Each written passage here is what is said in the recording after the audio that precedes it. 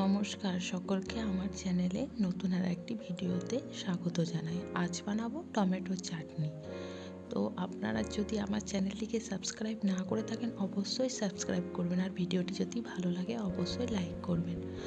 তো টমেটো চাটনি বানানোর জন্য প্রথমে আমি কড়াইয়ের মধ্যে সরষের তেল দিয়ে তাতে 5 ফোড়ন আর শুকনো লঙ্কা দিয়ে দেবো। 5 ফোড়ন আর শুকনো লঙ্কা হালকা ভাজা হয়ে এলে এর মধ্যে দিয়ে দেবো কেটে রাখা টমেটো। এবার টমেটোর মধ্যে দেবো হলুদ গুঁড়ো, লঙ্কা গুঁড়ো আর লবণ।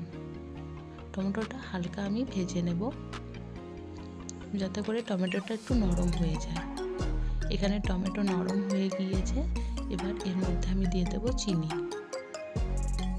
সব কিছু ভালোভাবে মিশিয়ে নেব। এবার এর মধ্যে দিয়ে রাখলাম কাজু আর কিশমিশ, আর দিয়ে দেবো কাঁচা লঙ্কা কাটা আর আদা কুচি দিলে খুব সুন্দর একটা সেন্ট আসে।